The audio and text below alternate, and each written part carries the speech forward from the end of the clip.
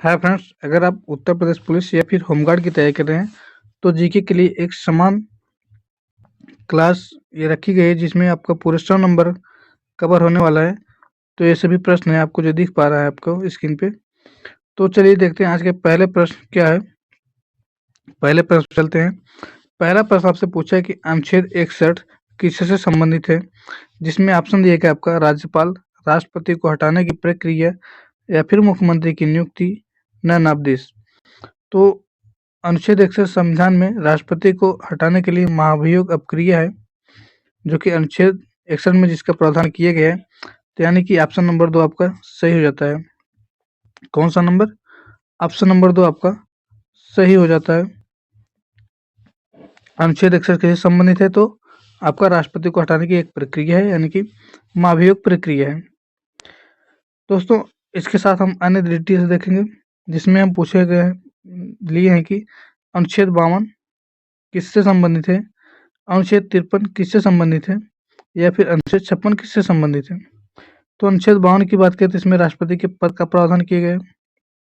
अनुच्छेद 53 आपका कार्यपालिका शक्ति राष्ट्रपति के पास होगा, यानी कि कार्यपालिका शक्ति राष्ट्रपति के ही पास होगा। अनुच्छेद 56 की बात करें तो इसमें राष्ट्रपति का कार्यकाल होगा, जिसमें राष्ट्रपति का कार्यकाल कुल 5 वर्ष है। कितने वर्ष? 5 वर्ष है। अनुच्छेद 61 की बात करते हैं आप महाभियोग प्रक्रिया है, जो कि हम बता चुके हैं। फिर चलते हैं दूसरे नंबर के प्रश्न में। दूसरे नंबर का प्रश्न पूछा है आपसे कि लोकसभा सदस्य बनने के लिए कितने वर्ष की उम्र की आवश्यकता होती है। तो लोकसभा के सदस्य बनने के लिए आपका कुल 25 वर्ष की उम्र की आवश्यकता होती है, यानी कि आपका ऑप्शन नंबर 2 सही होता है। 25 वर्ष की आयु में आप लोकसभा का सदस्य बन सकते हैं। अन्य सदस्यों का उम्र देखें तो अन्य सदस्य यानी कि लोकसभा सदस्य आप 25 साल की उम्र में बन सकते हैं। विधानसभा का सदस्य 25 साल में बन सकते हैं। अगर राज्यसभा का सदस्य बनना है तो आपको 30 वर्ष पूर्ण करनी होगी। विधान परिषद का सदस्य बनना है तो भी 30 वर्ष की पूर्ण करनी होगी आपकी। राष्ट्रपति या उपराष्ट्रपति या राज्यपाल, कौन कौन से? राष्ट्रपति, उपराष्ट्रपति या फिर राज्यपाल बनने के लिए आपको कम से कम 35 वर्ष की उम्र आपको पूरी करनी होगी। कितने वर्ष की उम्र? 35 वर्ष की उम्र पूरी करनी होगी। तीसरे नंबर का प्रश्न पूछा आपसे कि भारत की नागरिकता संविधान के किस भाग में है। भारत की नागरिकता की बात करें तो आपका अनुच्छेद 5 से 11 तक भारत की नागरिकता का वर्णन किया गया है। भारतीय का नागरिकता आपका अगर पूछे कहाँ से लिया गया तो आपका ब्रिटिश यानी कि इंग्लैंड से लिया गया है।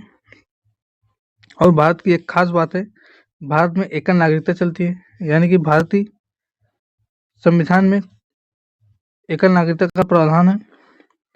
प्रश्न पूछा आपकी भारतीय नागरिकता की संविधान के किस भाग में रखे गए।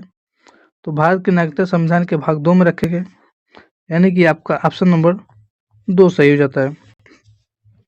चौथे नंबर की बात करें तो चौथे नंबर का प्रश्न है आपका मूल संविधान में अनुसूची की संख्या कितनी थी। तो साथियों आपको लगभग सभी लोगों को पता होगा मूल संविधान में कुल 8 अनुसूची थी। इसके आधार पर आपका ऑप्शन नंबर 2 सही हो जाता है।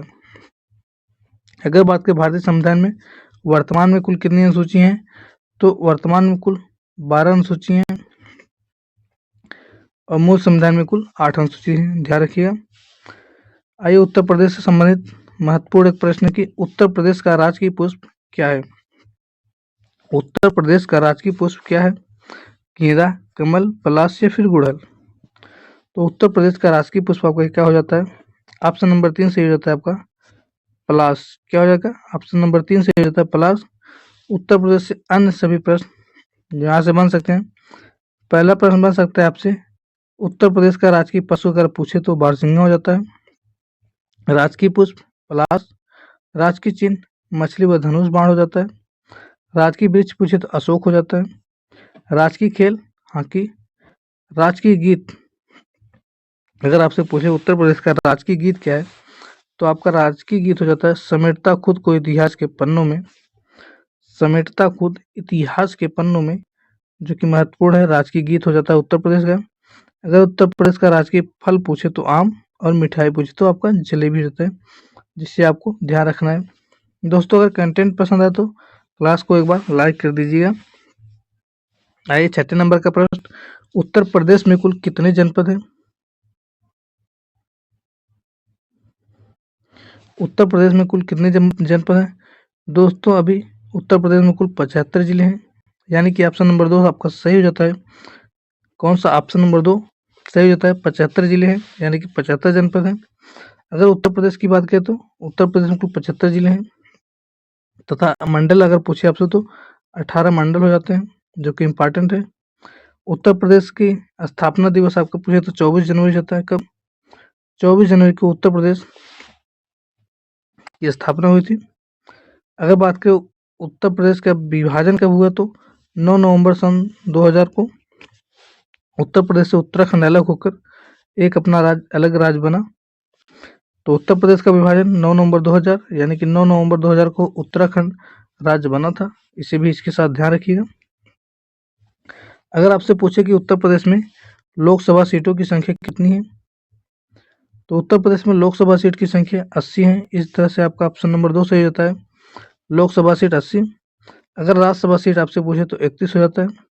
विधान परिषद सीट पूछे तो 100 हो जाता है। विधानसभा सीट पूछे तो 403 हो जाता है। ये उत्तर प्रदेश की कुछ सीटें हैं। कौन कौन से ध्यान रखिएगा? Lok Sabha seat 80, Rajya Sabha seat 31, Vidhan Parishad seat 100 और विधानसभा सीट 403 हो जाता है।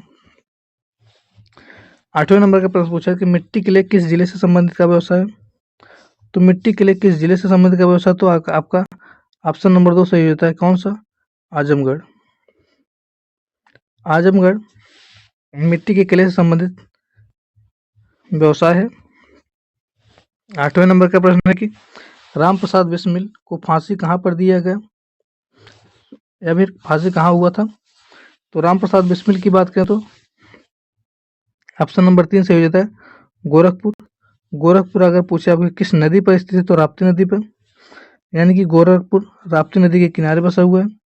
गोरखपुर उत्तर प्रदेश का सर्वाधिक वर्षा वाला क्षेत्र है। सर्वाधिक वर्षा वाला क्षेत्र है। गोरखपुर में 5 फरवरी सन 1922 को चौरी चौरा कांड हुआ था, जो कि बहुत महत्वपूर्ण कांड है। इसे भी ध्यान रखिएगा। और यहीं पर राम प्रसाद बिस्मिल जी को फांसी दी गई थी।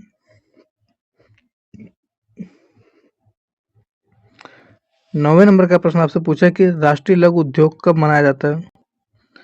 राष्ट्रीय लघु उद्योग आपका कब मनाया जाता है? तो 30 अगस्त को मनाया जाता है। सॉरी, राष्ट्रीय लघु उद्योग दिवस कब मनाया जाता है? आपका 30 अगस्त को मनाया जाता है। कब? 30 अगस्त को मनाया जाता है। और यहीं अगर एमएसएमई दिवस पूछे तो 27 जून को मनाया जाता है। कब?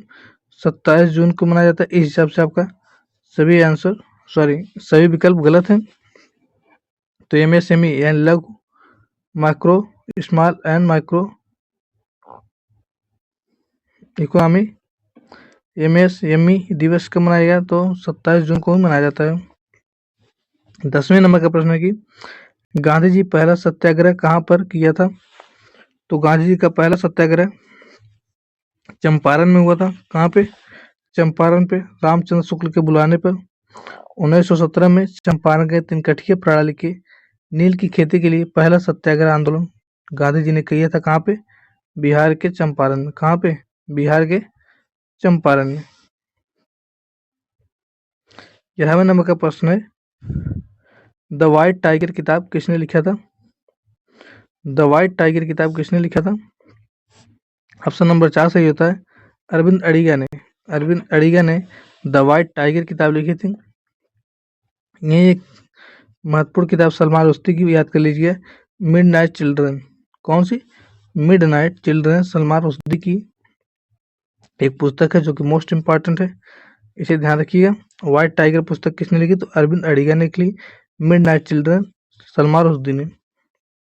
12वें नंबर का प्रश्न है कि विश्व में हरित क्रांति के जनक किसे माना जाता है? विश्व में हरित क्रांति के जनक किसे माना जाता है? तो अगर बात करें विश्व की तो नॉर्मन बोरलॉग हो जाते हैं, यानी कि ऑप्शन नंबर 1 सही होगा। अगर भारत की पूछे तो एम एस स्वामीनाथन हो जाते हैं। कौन? M S Swaminathan. ध्यान रखिएगा, अगर विश्व के हरित क्रांति के जनक पूछे तो नॉर्मन बोरलॉग हो जाते हैं, और भारत के हरित क्रांति के जनक पूछे तो एम एस स्वामीनाथन हो जाते हैं।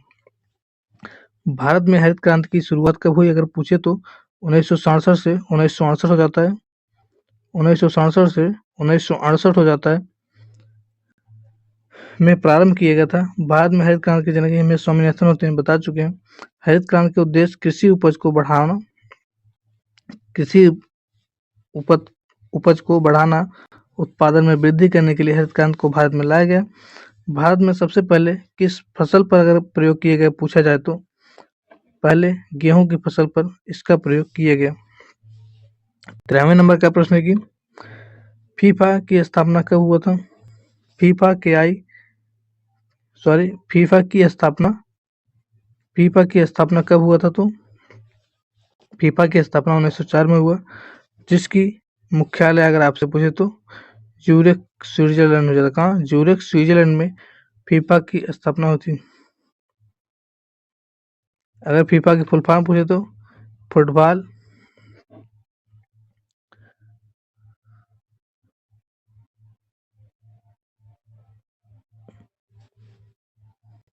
फेडरल इंफॉर्मेशन फुटबॉल एसोसिएशन हो जाता है। फेडरल इंफॉर्मेशन फुटबॉल एसोसिएशन हो जाता है। 14वें नंबर का प्रश्न है कि ट्विटर के संस्थापक कौन है? तो ट्विटर के संस्थापक आपका ऑप्शन नंबर 3 सही हो जाता है। कौन? जैक डार्सी हो जाते हैं। कौन? जैक डार्सी ट्विटर के संस्थापक है, लेकिन 2014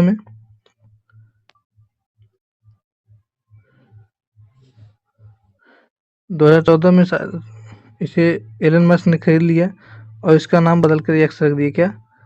एक्स रख दिया है।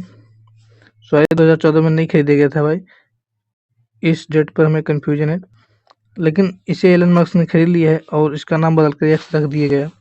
ट्विटर की स्थापना की पूछे तो 2006 में हुई। 2006 में जैक डार्सी ने ट्विटर की स्थापना की थी।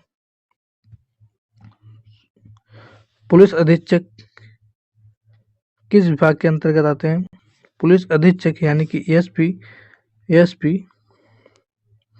यानी कि सुप्रिटेंडेंट पुलिस किस विभाग के अंतर्गत आते हैं, कार्य करते हैं? वित्त मंत्रालय, रक्षा मंत्रालय, गृह मंत्रालय या स्वास्थ्य मंत्रालय? तो पुलिस अधीक्षक की बात करते हैं, ये आपका गृह मंत्रालय के अंतर्गत आते हैं। ऑप्शन नंबर 3 सही होता है। यह पूरे जिले का प्रमुख होते हैं, जिले भर के कानून व्यवस्था इनके पास ही होती है, तो यह गृह मंत्रालय के अंतर्गत आते हैं। यूएपीए गैर कानूनी गतिविधि को रोकथाम अधिनियम क्या होता है? यूएपीए जिसका फुल फॉर्म हिंदी में हो जाता है गैर कानूनी गतिविधि रोकथाम अधिनियम कब लागू किया गया था? तो ये आपका 1967 में लागू किया। कब? ऑप्शन नंबर 1 सही होता है, 1967 में लागू किया गया। यह केंद्रीय गृह मंत्रालय के अंतर्गत कार्य करता है। यह किसी व्यक्ति या संस्था को आतंकवाद घोषित कर सकता है। यूएपीए किसी भी व्यक्ति को आतंकवाद के संदिग्ध में उसे आतंकवाद घोषित करता है। यही संस्था है। कौन सी? यूएपीए, जो कानून अधिनियम 1967 में लागू हुआ था। यह कानून अधिनियम 1967 में लागू हुआ था। क्वेश्चन नंबर 17, आपात संबंधित प्रावधान संविधान के किस भाग में है? तो आपात संबंधित प्रावधान संविधान के भाग 18 में है, यानी कि ऑप्शन नंबर 2 सही जाता है। अगर भाग 14 की बात करें तो यह संघ राज्य के अधीन सेवा से संबंधित है। भाग 15 चुनाव से संबंधित है। भाग 16 कुछ वर्गों का विशेष उपबंध है। भाग 17 आपका भाषा से संबंधित है। भाग 18 आपातकाल से संबंधित है और भाग 20 संविधान संशोधन से संबंधित है। 18वें नंबर का प्रश्न की भारत वन सर्वेक्षण संस्थान का मुख्यालय कहाँ पर है? भारत वन सर्वेक्षण संस्थान के अगर स्थापना पूछे तो आपका 1981 में जाता है, जिसका मुख्यालय आपका देहरादून है। कहाँ पर? देहरादून में है। थैंक्स भाई, आप क्लास में बने रहें, उसके लिए आपका बहुत बहुत आभार। आप क्लास को एक लाइक कर दीजिएगा, अपने मित्रों के साथ शेयर कर दीजिए। अगर क्लास अच्छी लगी हो, हूबहू कंटेंट कुछ अच्छे लगे हों, आपने कुछ क्लास से सीखी हो तो क्लास को लाइक ज़रूर कर दीजिएगा। फिर हम मिलते हैं कल चौथे नंबर की क्लास में। तब तक के लिए बाय बाय, टेक केयर।